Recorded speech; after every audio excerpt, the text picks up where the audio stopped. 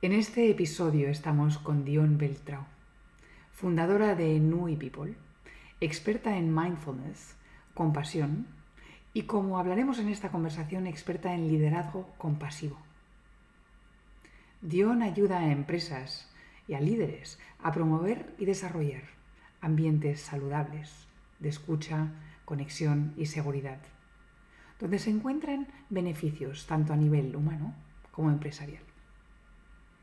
En esta conversación descubrimos el liderazgo compasivo. ¿Qué es? ¿Cómo promoverlo? ¿Y qué barreras encontramos? Acabamos la conversación con Noemí con una nota de esperanza. Esa intención, esa necesidad que tenemos todos de conexión humana, de trabajar en equipo y la capacidad que tenemos y necesitamos de ver y ser vistos, validar y ser validados. Todo ello sin miedo a la vulnerabilidad. Gracias por escucharnos. Hola, Dion. Muchísimas gracias por estar aquí con nosotros en Radica, con mucha ilusión de nuestra conversación. Muchas gracias a vosotros por invitarme a hablar de este tema que, bueno, que a mí es tan apasionante y tan importante y necesario, creo que en este momento. Pues hoy de lo que vamos a hablar es el liderazgo compasivo, ¿verdad? Y creo que a mí me gusta siempre empezar las conversaciones estableciendo vocabulario común. O sea que si te va bien, ¿por qué no nos decides así brevemente qué es el liderazgo compasivo? Pues el liderazgo compasivo es, al final, es un estilo de liderazgo que invita a conectar más con esta parte humana, ¿no?, de cada uno de nosotros y de los entornos de trabajo, para crear esos entornos de trabajo más humanos, más amables. Quizás estamos pasando un momento en que se está endureciendo todo mucho y las situaciones no son fáciles. Entonces ahí la compasión creo que tiene un poder increíble dentro de las organizaciones. Si has empezado a entrar en ello, ¿verdad? Todas estas cosas, todas las herramientas que vamos buscando para estar mejor con nosotros mismos y con los demás, nacen a raíz de una necesidad. Eh, ¿Cuál es la necesidad? ¿Por qué tuvo que nacer un concepto que tuviese un nombre y una estructura llamado liderazgo compasivo? Para mí la necesidad tiene que ver con este momento actual que estamos viviendo. O sea, por un lado, los índices tan altos que tenemos de burnout, de estrés crónico, también la satisfacción que están viviendo muchos trabajadores, ¿no?, que en el que no se tienen en cuenta sus propias necesidades humanas. Esto por una parte. Y por otra parte también lo que estoy viendo es que la digitalización, el teletrabajo, al final no permite pues esos espacios de contacto y conexión que necesitamos todos los seres humanos. Entonces, por eso el liderazgo compasivo yo creo que surge como para dar respuesta, ¿no?, a esto que entiendo que está pasando ahora mismo. ¿En qué consiste el liderazgo pasivo? O sea que sí, ¿cuáles son sus fundamentos y puntos principales? Consiste, bueno, primero en cultivar, ¿no?, la compasión.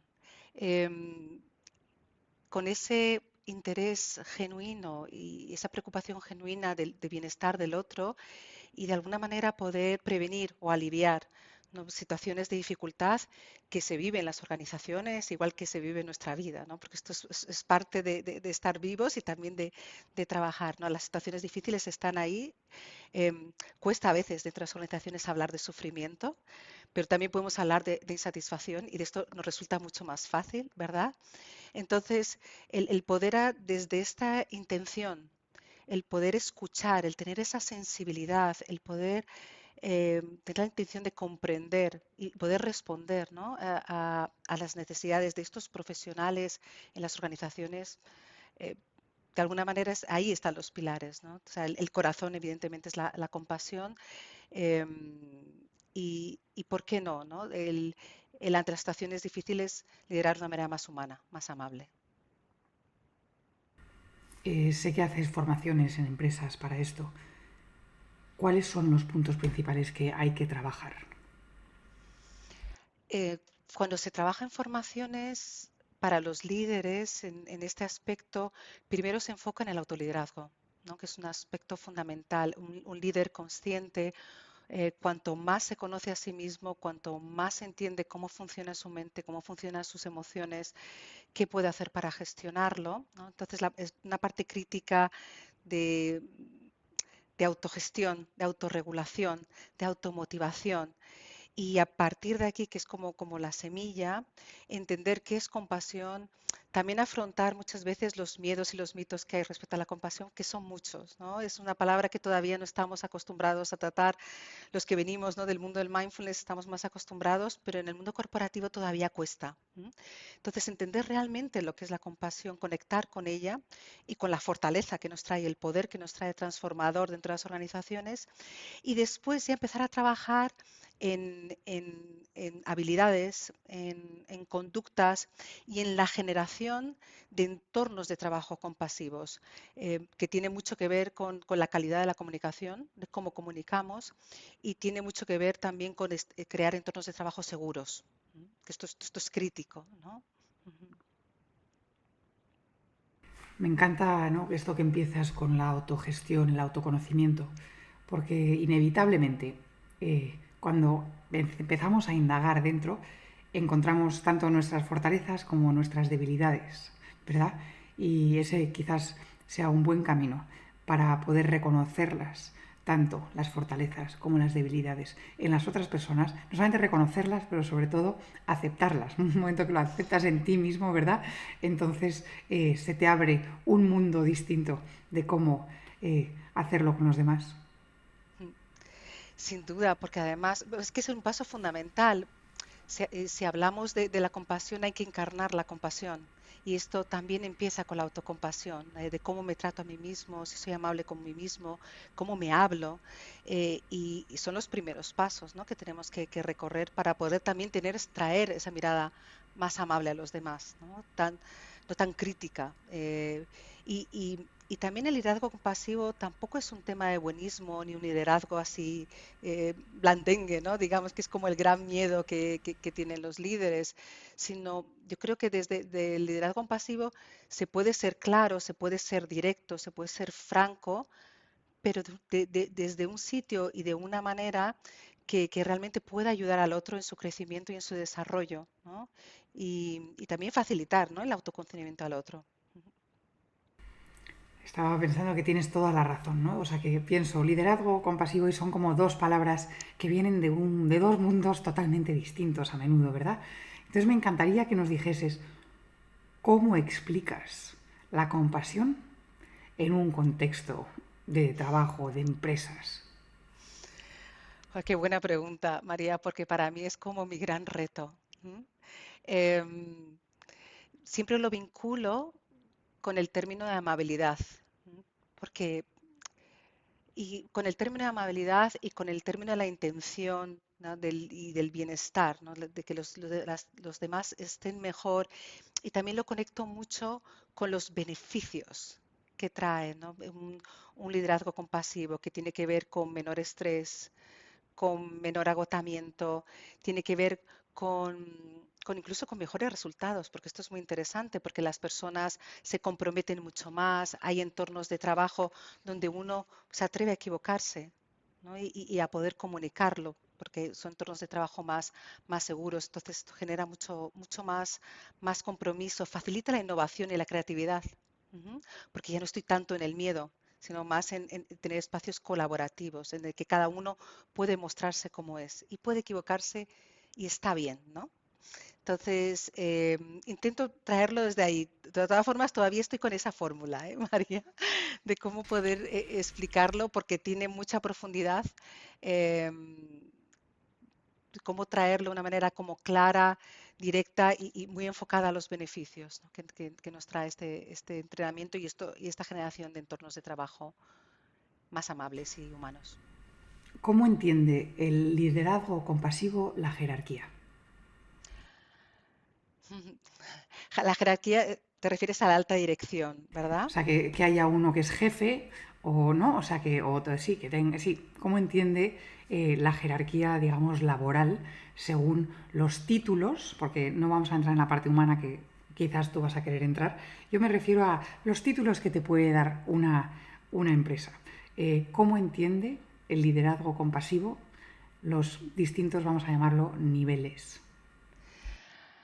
A ver, ¿cómo entienden? Yo diría más que, o sea, este concepto para que pueda calar dentro de una organización, tiene que venir de alguna manera de arriba para abajo.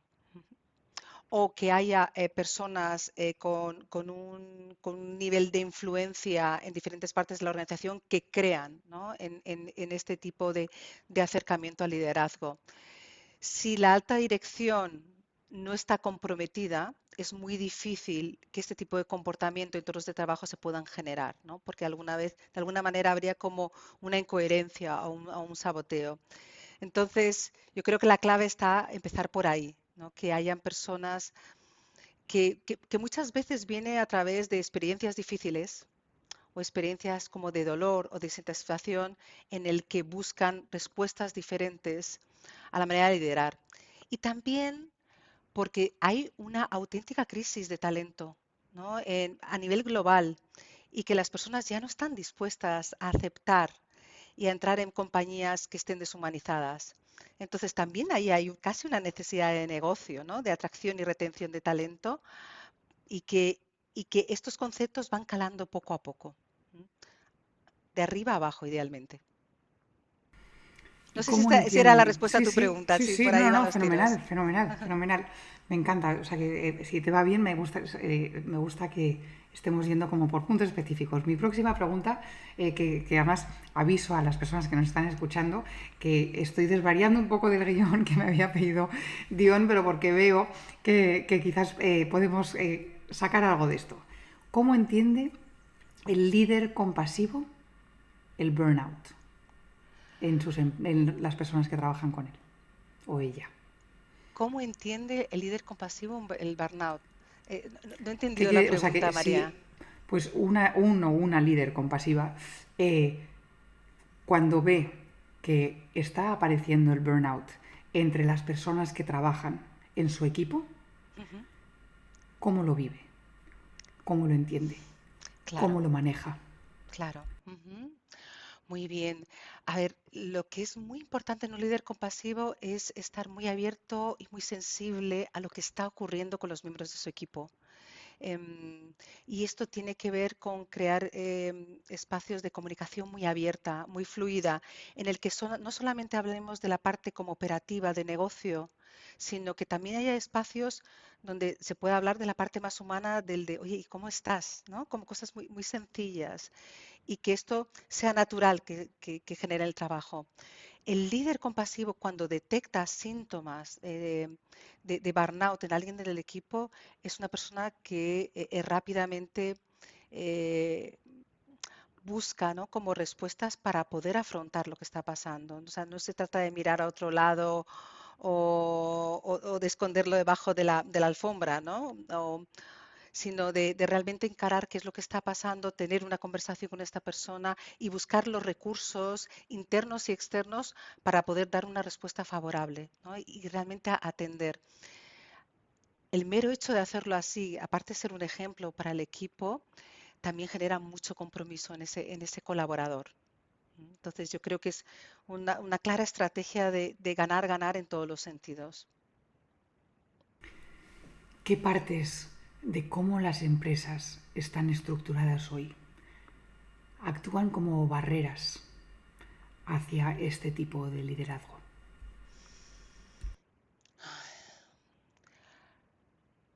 Desde el punto de vista de estructura, ¿verdad? Sí, o sea, que como Fíjate, de la manera de la que hemos ido creando lo que es la grande empresa, por ejemplo, ¿no? Y su política, su forma de funcionar, sus metas, etcétera.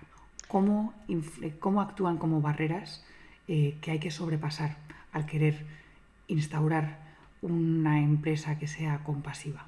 ujú. A ver, yo veo varias barreras. Uno, el nivel de presión que hay ahora mismo.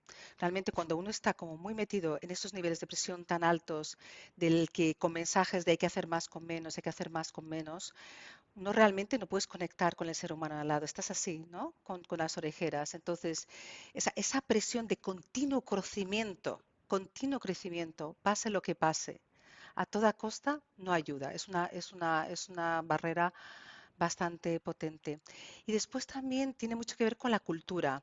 O sea, ¿qué cultura tenemos en la empresa desde el punto de vista de comunicación, desde el punto de vista de cómo dar retroalimentación, del punto de vista incluso de determinados procedimientos, de cómo, o sea, cómo estamos organizados y qué cultura tenemos y qué cultura hay de liderazgo también?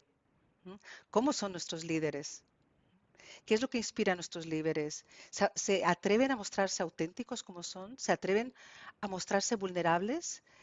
¿Son capaces de autogestionarse? ¿Qué están encarnando nuestros líderes? Entonces yo creo que esos son tres aspectos claves, ¿no? O sea, tres aspectos, tres barreras, ¿no? Bastante críticas. ¿Y qué rol juega el teletrabajo? ¿Cómo dificulta o ayuda en este liderazgo compasivo? El teletrabajo ha venido, yo creo que inicialmente como un recurso increíble para el tema de equilibrio entre trabajo y vida personal, incluso para generar determinados espacios de mayor foco y de mayor concentración. Tiene muchos beneficios, ¿no? El teletrabajo, pero quizás ir a extremos de teletrabajo en el que todo el tiempo sea teletrabajo impide que tengamos espacios de encuentro y de conexión con los compañeros, que eso es lo que aporta la parte presencial. Entonces, como todo, ¿no? Todo en exceso, quizás todo presencial o todo teletrabajo, eh, no nos ayuda, ¿no? Entonces, la búsqueda es de un equilibrio razonable, evidentemente en función de tus responsabilidades, el tipo de trabajo que tengas, también tus propias preferencias, ¿no? Y flexibilidad y capacidad de flexibilidad. En tu trabajo, trabajar con empresas haciendo esto, ¿cuáles son algunos de los cambios que has visto que se han tenido que hacer más fundamentales? A lo mejor quieres darnos hasta algún ejemplo, pero en tu experiencia ya trabajando con empresas, ¿cuáles son los cambios más importantes que crees que se tienen y o pueden hacer para las personas que nos estén escuchando y estén considerando esto para su empresa? Mm. Uno de los cambios quizás que se pueden activar antes es trabajar la calidad de las conversaciones. Tiene que ver con trabajar una escucha empática, ¿no? Practicar una escucha empática, con dejando ese espacio, esa presencia, esa apertura, ¿no? A que no estés de acuerdo con el otro, el tener esa intención de comprender al otro. O sea, creo que es crítico y a partir de ahí aprender a comunicarnos de una manera en el que digo lo que quiero decir respetando al otro, ¿no? O sea, que es una comunicación empática y asertiva. El mero hecho de trabajar las conversaciones ya es un paso de gigante. Muchas veces los líderes tienen la intención, pero no saben muy bien cómo hacerlo, ¿no? Y empezar a trabajar la comunicación ayuda muchísimo. También todo el trabajo que sea de indagación interior, de autoconocimiento, de autorregulación también es crítico, toda la parte de autoliderazgo. Entonces, para mí serían como dos cosas que se pueden trabajar muy bien y se puede empezar, ¿no? Con la sensibilización y la formación, el entrenamiento, el acompañamiento, ¿no? En estas habilidades. Tú personalmente, en tu trabajo, ¿qué es lo que más te cuesta poder comunicar, poder instaurar en las empresas? Quizás es que hay muchísima resistencia al cambio. Hay mucho miedo a hacer las cosas diferentes, a abrirnos a la vulnerabilidad.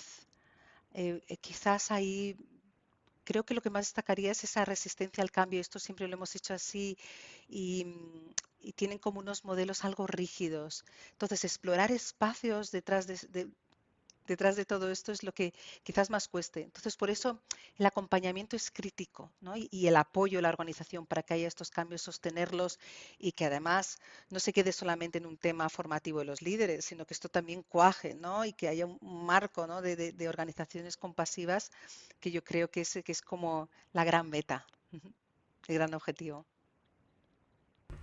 ¿Qué es lo que más te ha sorprendido? Que dices, wow, eso no me lo esperaba. Sí, pues lo que más me ha sorprendido, siempre cuando yo compasión a las empresas tengo como mucho miedo a la resistencia, ¿no? Que quizás también tiene que ver con mis propias resistencias. Y después me ha sorprendido que al final se abraza y las personas se abren de manera más rápida de lo que yo pensaba inicialmente, ¿no? Si dejas ese espacio y, y entonces se empiezan a mostrar. Entonces esto me ha sorprendido gratamente y bueno, me ha dado muchísima alegría, la verdad. Y también me da mucha esperanza, María. ¿Qué es lo que te... O sea, que tú... ¿Hace cuánto que fundaste New People? Pues 17, 18, sí, Mm. 2017-2018. Ujú. Y si hoy desde Radica te estamos dando una varita mágica que te dejará que haya un deseo que se cumpla. ¿Cuál es ese deseo en torno a este tema? Uf, pues tiene que ver realmente en que desde New People podamos poner, ¿no? Estas semillas de compasión, de conciencia dentro de las organizaciones y ver organizaciones más amables, más eh, menos rígidas, más humanas. Bueno, para mí, bueno, me haría profundamente feliz, ¿no? Porque además tiene que ver con mi propósito, ¿no? Vital y profesional. Me encantaría preguntarte cómo llegaste a esto, por qué fue esto importante para ti. Yo empecé por el mindfulness, empecé con mi práctica meditativa, ¿no? Con mi propia práctica que para mí ha sido muy transformadora. Bueno, sigue siéndolo, no fue una parte fundamental de mi vida. Y a partir de ahí además era porque, bueno, sufría ansiedad y tenía mucho sufrimiento. Y, y el mindfulness me ha ayudado mucho, entonces ya empecé como a indagar, a formarme y bueno, aquello se convirtió en una historia de amor increíble y de ahí vino la compasión de la mano, ¿no? Porque además también algo que llevo trabajando tiempo es la compasión y la resiliencia. ¿M?